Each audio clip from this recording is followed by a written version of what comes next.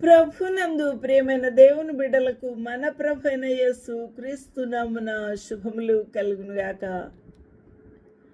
ఈ యొక్క ఉదయకాల సమయమందు దేవుని యొక్క వాక్య ధ్యానం కొరకు పరిశుద్ధ బైబిల్ గ్రంథం నుండి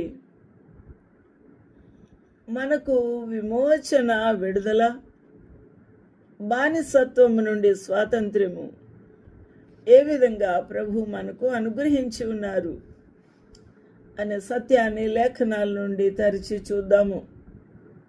జీవజల ఊటలు by doctor Swapna online ministries నుంచి వెలువడుతున్న ఈ యొక్క వాక్య ధ్యానము మన జీవితములకు ప్రభు ఆశీర్వాదకరంగా ఉంచునుగాక. ఆమేన్. ప్రభునందు ప్రేమైన వాళ్ళారా, ఆ కుమారుని యందు కొలొస్సీలకు వ్రాసిన పత్రిక 1:14 ఆ కుమారుని యందు, మన ప్రభు అయిన యేసు క్రీస్తు అనే కుమారుని యందు మనకు విమోచనము కలిగి ఉన్నది. మన బానిసత్వపు విమోచన, పాప విమోచన కలిగి ఉన్నది. అనగా పాప క్షమాపణ కలుగుచూ ఉన్నది.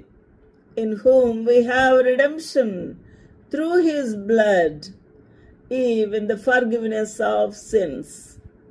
కాబట్టి ఆ కుమారుని యందు మనకు విమోచనము అనగా పాప క్షమాపణ కలుగుచూ ఉన్నది. అందువల్ల కొలొస్సీలకు రాసిన పత్రిక 1:13 ప్రకారము ఆయన మనలను అంధకార సంబంధమైన అధికారములో నుండి విడుదల చేసి ఉన్నాడు.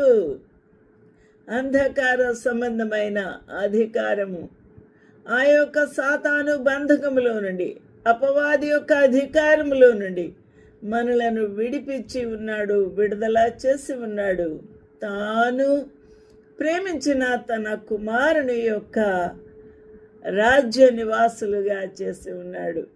అంధకార సంబంధమైన అధికారములో సాతాను బంధీలమై ఉన్న మనలను, బానిసత్వములో ఉన్న మనలను తాను ప్రేమించిన తన కుమారుని యొక్క రాజ్య నివాసులుగా, తన కుమారునికి ఏ రాజ్యం ఉంది? పరలోక రాజ్యం ఉంది. ఆ కుమారుడెవరు? యేసు క్రీస్తు ప్రభు. ఆ యేసు క్రీస్తు ప్రభు యొక్క రాజ్య నివాసులుగా చేసెను. ఇది అయిపోయింది. అనగా ఎందరూ ఆయన నామమునందు